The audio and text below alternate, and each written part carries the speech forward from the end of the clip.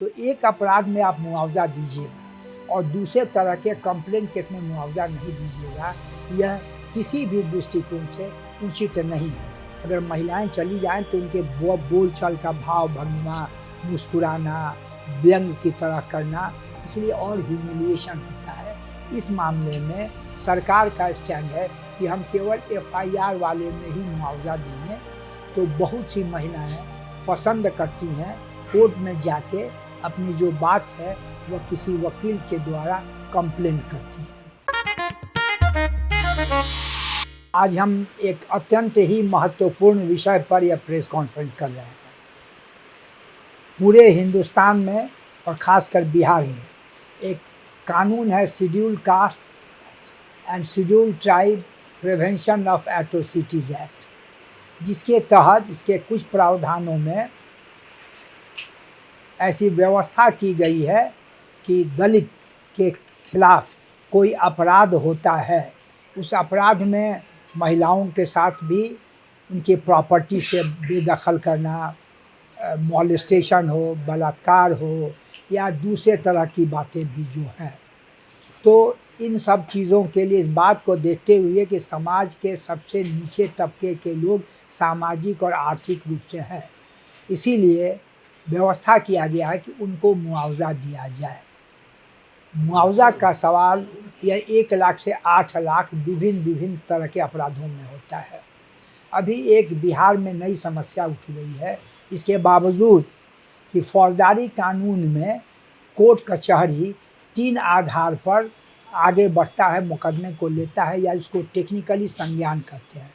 एक तो आप एफआईआर कीजिए, पुलिस केस कीजिए, एक दूसरा है कंप्लेंट केस कीजिए, और तीसरा है कि कोर्ट अगर चाहे बहुत ही महत्वपूर्ण हो तो सुओ मोटो स्वतः भी लेता है।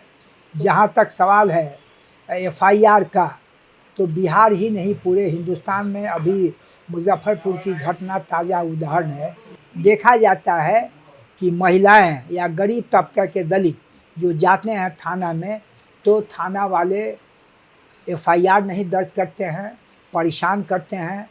अगर महिलाएं चली जाएं तो उनके बोलचाल का भाव भंगिमा, मुस्कुराना, व्यंग की तरह करना, इसलिए और ह्यूमिलिएशन होता है। तो बहुत सी महिलाएं पसंद करती हैं कोर्ट में जाके अपनी जो बात है वह किसी वकील के द्वारा कंप्लेन करती हैं। तो जहाँ तक मुआवजे का सवाल है, इस मामले में सरकार का स्टैंड है कि हम केवल एफआईआर वाले में ही मुआवजा देंगे, और इसका कारण लोग कहते हैं कि कानून के प्रावधान के तहत उनका जो एक कंप्यूटर से निकाला हुआ जो प्रोफॉर्मा है उसमें एफआईआर लिखा हुआ है, हो सकता है कि गलती से छूट गया हो।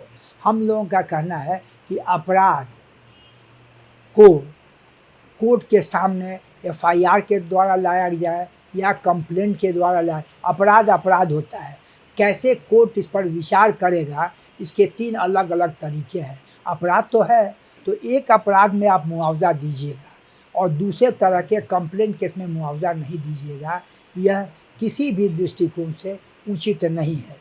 अगर ठीक कहा जाए तो संविधान के अनुच्छेद 14 जिसमें समानता की बात की जाती है, या कुछ और डायरेक्टिव प्रिंसिपल में प्रावधान है, आप क्यों डिस्क्रिमिनेट कीजिएगा। आर्बिट्रेरी एक्शन अनजस्ट है कि वह महिला, वह पुरुष जो थाना में जाके केस करता है उसको मुआवजा मिलेगा, जो भय से, डर से एफआईआर नहीं लॉन्च होता है और जाके एक वकील के थ्रू कोर्ट में ही दाखिल करता है अपने बातों को, तो उसको आप नहीं मानेंगे, उसको मुआवजा नहीं देते हैं। विक्टिम दोनों के हैं लोग, अपराध हुआ है, विक्टिम चाहे वो पुलिस केस करें या कंप्लेन के, दोनों विक्टिम हैं। तो हम लोग एक पब्लिक इंटरेस्ट लिटिगेशन भी फाइल हो रहा है, उसमें फाइल हो रहा है अखिल भारतीय अनुसूचित जाति जनजाति संघर्ष मोर्चा, जिसके बासुकी पासवान बौद्ध ये इसके प्रेसिडेंट हैं। इन्होंने ही इस पब्लिक इंटरेस्ट को किया है, जिसमें प्रार्थना की गई है, रिलीफ मांगा गया है कि यह जो डिस्क्रिमिनेशन है कंप्लेंट और पुलिस केस के विक्टिम्स के, उसको ख़त्म किया जाए, दोनों को बराबर समझा जाए, और दोनों अपराध के विक्टिम हैं, इसी के लिए और इससे संबंधित कुछ हम समझते हैं कि ये काफ़ी गंभीर मामला है। इस पर सरकार से हम आग्रह करेंगे, निवेदन करेंगे और इस संबंध में हमारे जो प्रेसिडेंट साहब हैं बासुकी पासवान जी, खगड़िया के डिस्ट्रिक्ट अथॉरिटी से मिले हैं, यहाँ मिनिस्टर से भी मिले हैं, लेकिन लगता है या तो गलती से छूट गया है कंप्लेन में देना।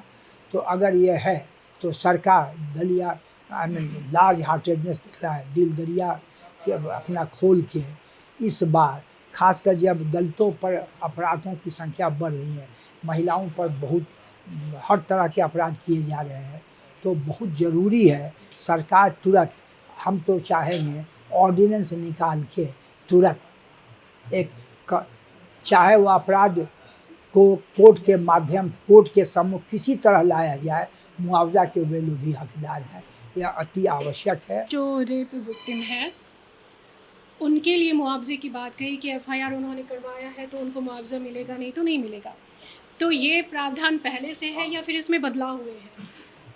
पहले से ही इसी तरह का है, पहले लोगों का ध्यान उस तरह नहीं गया था।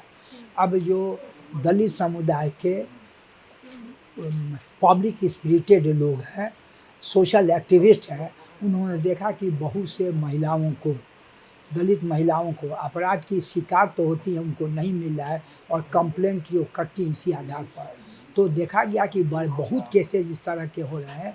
तो उन्होंने एक बीड़ा उठाया है इसके लिए आंदोलन करने का, या कहिए आग्रह करने का कि सरकार इस पर ध्यान दे, ऑर्डिनेंस निकाले। लोग चाहेंगे या जल्द ही 2-4 रोज में आएगा कि कोर्ट भी कम से कम निर्देश दे कि सरकार जो इसमें कमी रह गई है उसमें सुधारे। यह सुधार की बात है। तो हम लोग दोनों कदम ले रहे हैं। मुकदमा भी पब्लिक इंटरेस्ट लिटिगेशन, जिसके advocate on the record Satish Kumar Sinha साहब हैं, इन्होंने ही दाखिल किया है। इन्होंने बासुकी बाबू ने, जो अध्यक्ष हैं, जो संगठन है, और हम चाहेंगे यह मुद्दा बिहार के करीब 17-18% दलितों की संख्या है, महिलाएं भी 50% के आसपास हैं, यानी बिहार के करीब समझा जाए तो 8-9-10%। और हम केवल ही महिलाओं का नहीं, मर्द भी, विक्टिम शब्द है, विक्टिम में दोनों, गांव के लोग आते हैं घर का घर उजाड़ देते हैं, इसीलिए इस कानून में रिहेबिलिटेशन की भी बात है।